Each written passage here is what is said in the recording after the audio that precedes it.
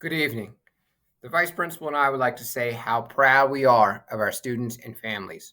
In spite of COVID 19, students have been following the rules and the protocols that have been established.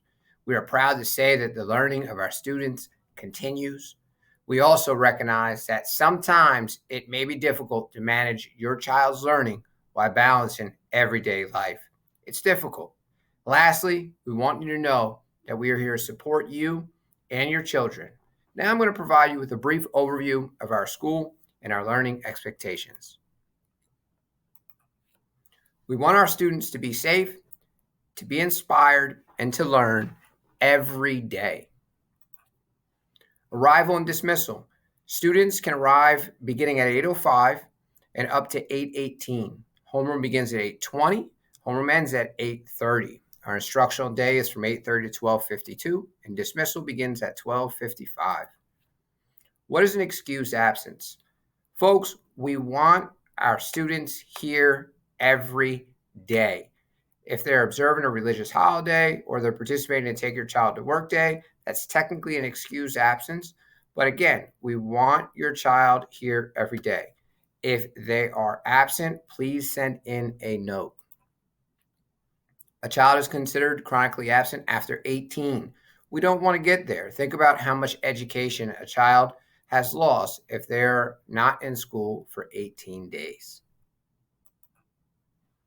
Attendance procedures: after 5 absences, a letter is sent home. After 10 absences, a parent letter is sent home and a meeting with administration is mandatory. After 12 days, the situation is reviewed with attendance coordinators.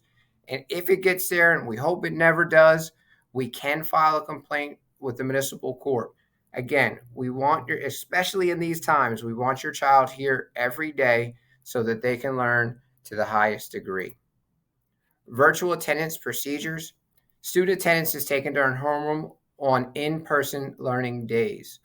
Student attendance is also taken at the beginning of every virtual class. If a student is absent for virtual learning, the absent will count and they are expected to make up their work. A little bit about harassment, intimidation, and bullying or school contacts. Mr. Pearson, of course, myself as the principal, Ms. Harrington as vice principal, Mary Wyman is our district HIB coordinator, and Dawn Fowler is our HIB specialist. If you have any questions about the HIB law, please reach out to Mary Wyman or Dawn Fowler. Our goal is to protect our children from inappropriate gestures, written comments, verbal acts and comments, physical acts, electronic or in person. So again, if you have any questions about harassment, intimidation, and bullying, please reach out to the HIB coordinator, myself, Ms. Harrington, anyone that you can get a hold of so we can address it appropriately.